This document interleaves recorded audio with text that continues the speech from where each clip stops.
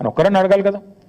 అయితే ఇంకా ఆశ్చర్యం, ఇంకా చాలా ఆయన మాట్లాడుతూ ఉంటే డ్రై పోర్టు కూడా కేంద్ర రాష్ట్ర ప్రభుత్వాల సంయుక్త ఆధ్వర్యంలో చేసేది, దానికి కూడా కేంద్ర ప్రభుత్వం అనుమతి ఇవ్వాలి.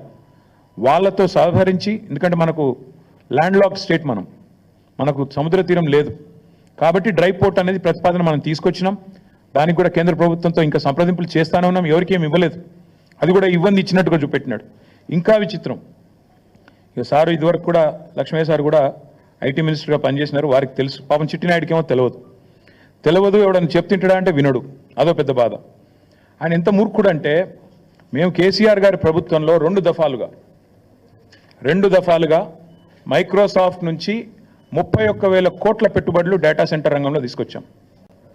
ఒకటి ఫిబ్రవరి 2022లో 15,000 కోట్ల పెట్టుబడి, జనవరి 2023 సంవత్సరంలో 16,000 కోట్ల పెట్టుబడి. ఇవి రెండు కూడా నేను మీకు ప్రెస్ కటింగ్లు ఇస్తాను, చూసుకోండి.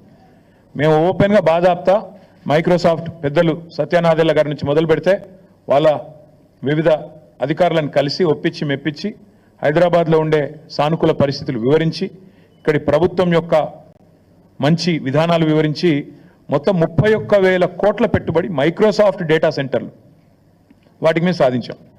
ఈ ముఖ్యమంత్రి గారి పరిజ్ఞానం ఎంత అంటే, వీటిని నిన్న ఆయన విడుదల చేసిన దానిలో మైక్రోసాఫ్ట్ డేటా సెంటర్లను ఆయన ఏం విడుదల చేసిండు నిన్న లిస్టులో?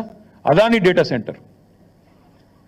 ఇక ముఖ్యమంత్రి గారు ఎట్లాంటి వాడంటే, ఈయన పాపం ఈయనకు తెలియదు, ఇదివరకు కూడా ఒకసారి ఇట్లే మాట్లాడిండు. సత్యనాదెల్లా అని ఉన్నాడు, ఆయన ఎవరా విప్రో సీఈఓనా అని మాట్లాడిండు. ఇప్పుడు కూడా గంతే.